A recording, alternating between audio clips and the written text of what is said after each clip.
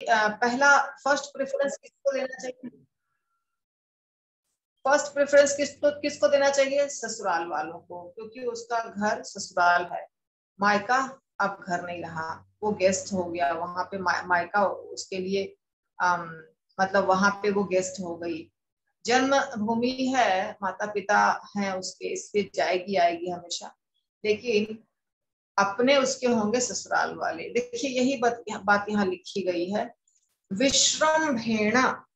विश्रम्भेण का मतलब है आत्मीयता से। अब वो पति को अपना समझ रही है। अब जैसे आजकल की लड़कियां और लड़कों का जब विवाह हो रहा है तो क्या हो रहा है कि लड़की विवाह के बाद ससुराल जाती है, पर फिर भी वो अपने माता पिता को अपना समझती है, ससुराल वालों को नहीं, यहाँ तक कि पति को भी नहीं। वो अपने माता पिता को अपना समझती है और लड़का अपने माता पिता को अपना समझता है, और वहीं से कलह शुरू हो जाता है। तो विवाह के पहले अच्छी ट्रेनिंग बहुत आवश्यक है लड़की को, और वो कौन देगा? माता पिता देंगे। अभी देवहूति माता बहुत अपना समझ करके अपने पति की सेवा कर रही थी, और कैसे कर रही थी? आत्म शौचेन, मन और देह की शुद्धता के साथ।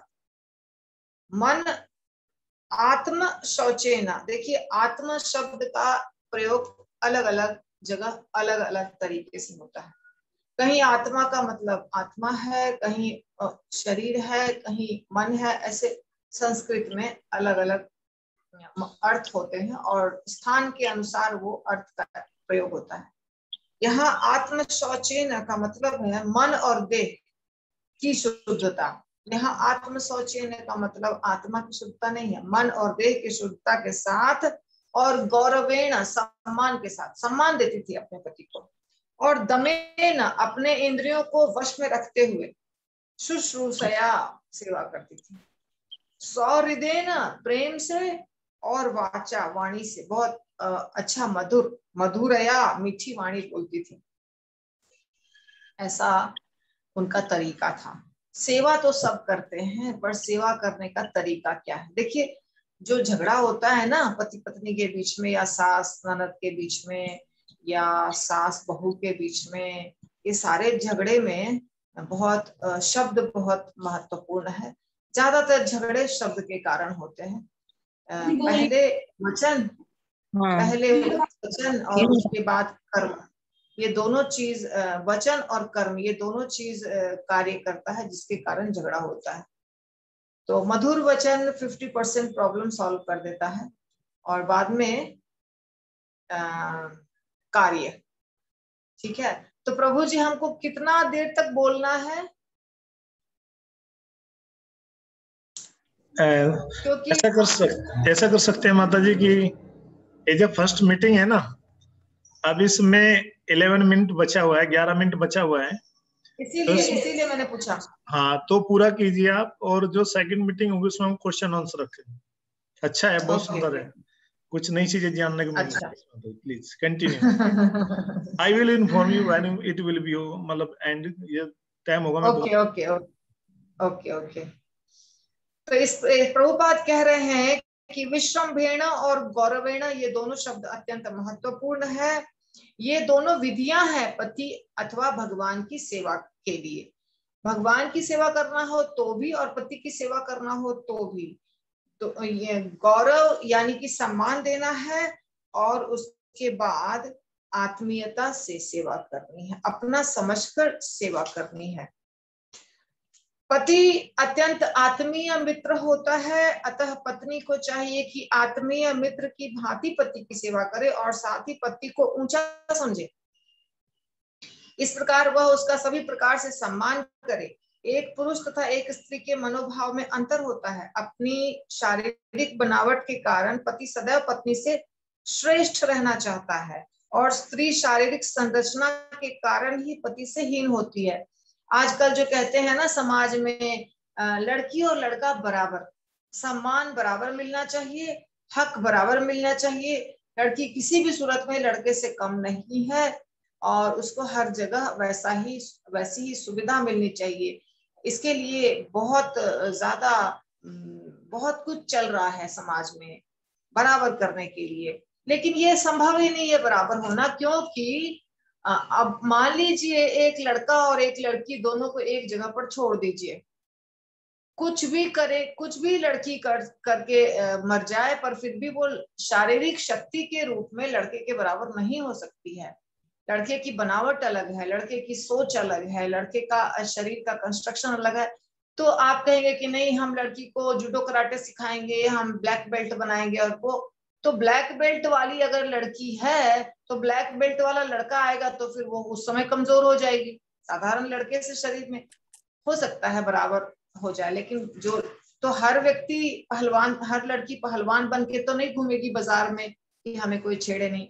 और अगर पहलवान भी बन जाएगी वैसे भी करके तो भी सुरक्षित नहीं है लड़की। लड़की को लड़की की तरह ही रहना चाहिए, लड़की को लड़के की जैसी सोच नहीं रखनी चाहिए, इससे उसका सिर्फ नुकसान ही होने वाला है। यहाँ पर जो बताया जा रहा है, प्रभुपाद जो बता रहे हैं कि लड़के की सोच भी अलग होती है और लड़के की शारीरिक संरचना भी अलग होती है। इसके कारण लड़का अपने आप को श्रेष्ठ समझता है और लड़की की जो शारीरिक बनावट है वो ऐसी है कि उसको उसके अंदर में रह के कार्य करना चाहिए। तो इसका मतलब ये नहीं होता है कि जो लड़का अपने आप को श्रेष्ठ समझता है वो पत्नी को सम्मान नहीं देता है। घर में जो भी स्त्रियां हैं, बेटी हो, माँ हो, पत्नी हो, बहन हो, सबको सम्मान मिलना चाहिए, सम्मान देना चाहिए और हम भी ऐसे कार्य करें कि हमें सम्मान मिले। प्रभुपाद ने यहाँ तो नहीं कहीं और बताया है कि जो स्त्री झाड़ू लगाती है सड़कों पे, स्वीपर है, उसको हम ज्यादा सम्मान देते हैं बशर्ते कि वो लड़की जो बाहर रोड पे अंग प्रदर्शन करती है। तो अंग प्रदर्शन कोई लड़की अगर करती है तो उसे सम्मान नहीं मिलता है। सम्मान मिलने का तरीका अलग होता है। सम्मान अपने आप मिलता है, अगर हमारे कार्य अच्छे रहेंगे तो सम्मान अपने आप मिलेगा, उसके लिए हमें लड़ाई करने की आवश्यकता नहीं है। एक माता होती है जिसके पास 8-10 बच्चे हो, बेटे हैं, उसके 8-10 बेटे हैं, एक दो नहीं बहुत सारे बेटे हैं, बूढ़ा शरीर है उसका, 70 साल की 80 साल की माता है, सारे बेटे कहीं कहीं जाते हैं, नौकरी चाकरी करते हैं, पढ़ाई लिखाई करते हैं, बिजनेस करते हैं। अब उस स्त्री को अगर आप भौतिक दृष्टि से देखिएगा तो बहुत कमजोर शरीर है, बहुत बूढ़ी उम्र है और बड़ा मुश्किल से वो अपना कार्य कर पाती है। और एक दूसरी लड़की को देखिएगा, देखिए कि वो बहुत खूबसूरत है, जवान है और जवानी के जोश में वो बहुत सारे लड़कों से बातचीत करती है, बहुत कुछ करती है, लेकिन सम्मान किसको ज्यादा मिलेगा? ये जो माता जी हैं जिनके 8-10 बच्चे हैं, वो कितनी भी बूढ़ी हो जाएगी उसका समाज में बहुत सम्मान रहेगा और उसके बच्चे भी उसे बहुत प्यार करेंगे, बशर्ते कि वो अच्छी माँ हो, अच्छी पत्नी हो।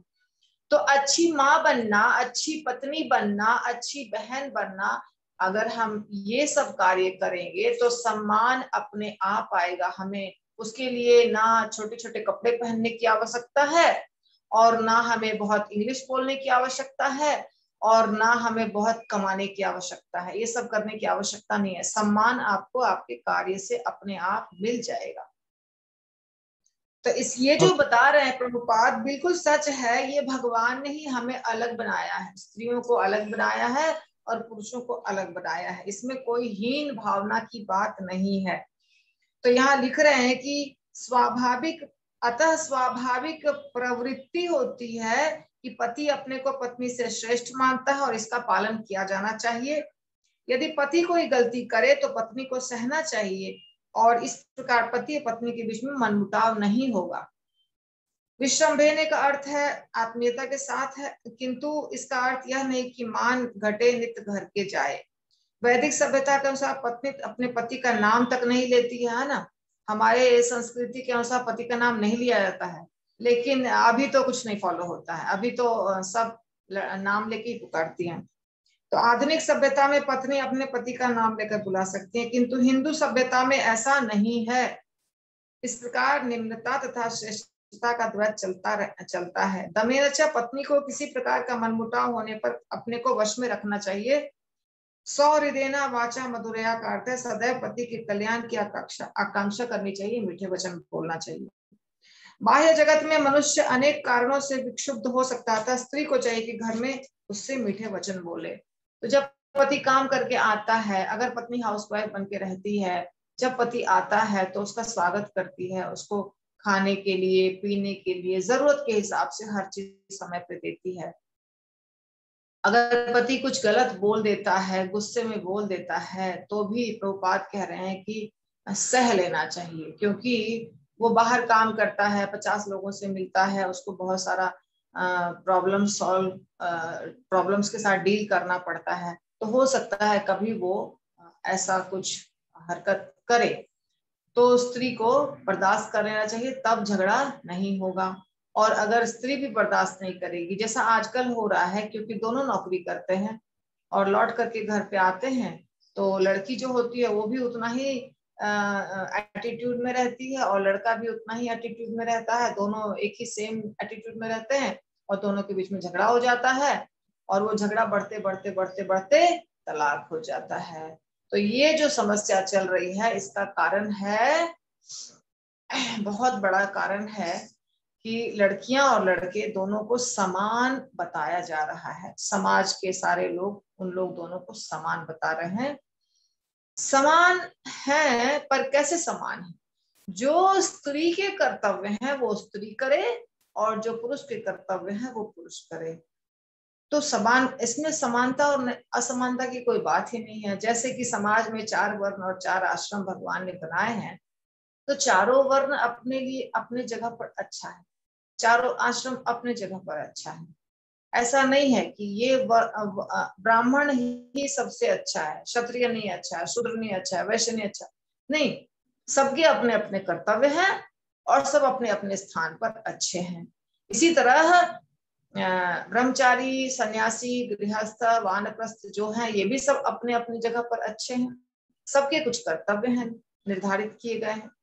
इसी प्रकार स्त्रियां, बच्चे, बूढ़े, जवान, ये सब में भी सबका अलग अलग स्थान है और अपने अपने कर्तव्य हैं सबके, और अपने अपने स्थान पर सब अपना कर्तव्य करना चाहिए सबको, तभी समाज अच्छे से चलेगा, घर अच्छे से चलेगा। तो मैंने सिर्फ 2 ही श्लोक लिया और हमारा समय हो गया है। हाँ, 2 श्लोक में समय खत्म हो गया। तो बस अब ये लिंक, आपका ये चैप्टर तो बहुत बड़ा है, मतलब जिस तरह से हम ले रहे हैं वैसे में चैप्टर नहीं संभव था। कथा के रूप में भले चैप्टर बता दिया जाए, लेकिन जैसा एक्सप्लेन करेंगे तो चैप्टर नहीं होता है इतना जल्दी। तो मुझे लगता है काफी चर्चा हो गई है, और अब प्रश्न उत्तर के लिए प्रभु जी की इच्छा।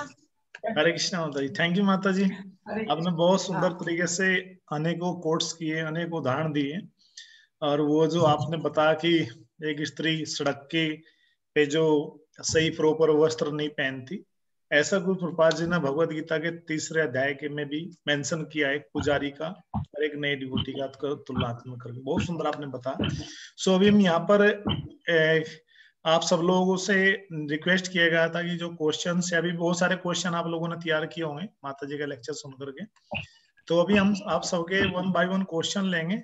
तो उसमें एक तरीका है कि ये तो आप व्हाट्सएप कर सकते हो, या आपके पास में पर्सनल क्वेश्चन आप डायरेक्ट माता जी से पूछना चाहते हो, तो अभी यहाँ पर ये मीटिंग खत्म होगी हमारे साथ में। अभी आप 29 डिवोटी जुड़े हुए हैं, तो अभी जो नेक्स्ट मीटिंग हम शुरू कर रहे हैं अभी 58 सेकंड बाद, उसमें आप सब 1 बाय 1 जो है अपने अपने क्वेश्चन जो है शेयर करेंगे माता जी से, माता जी उनका आंसर दे। ठीक है, सब लोग अपने आंसर रेडी कर लीजिए। इसलिए पूरा सेशन ही हम लोगों ने माता जी के लिए रखा था कि पूरा इसमें अच्छी तरह से क्लियर हो जाए। और माता जी ने बहुत सुंदर तरीके से अपने व्यवहार, बिहेवियर, एजुकेशन और प्रॉपर तरीके से माता जी ने हर चीज को बहुत सुंदर से क्लियर किया। और मुझे पता आप लोग बहुत सारे क्वेश्चन होंगे, कल भी इसी विषय में बहुत लंबा एक क्वेश्चन चल रहा था, तो और भी बहुत सारे क्वेश्चन होंगे और होने भी चाहिए आप लोगों के पास में। क्वेश्चन होंगे तभी जानेंगे, तो माता जी उन सबका आंसर देंगे। अभी हम 1 मिनट के लिए यहाँ पर जो है ये मीटिंग हमारी पूरी हो रही है, और जैसे हम नेक्स्ट टाइम आपको ज्वाइन कर रहे हैं, आप तुरंत एंटर करेंगे तो आप सब अपने क्वेश्चन तैयार रखेंगे। उसका तरीका है कि आप हैंड रेज भी कर सकते हो, उसमें ऑप्शन होता है आपके पास में, हाथ उठा रहे, या फिर आप जो है उसको क्वेश्चन को डायरेक्ट 1 बाय 1 हम लोग ले लेते जाए।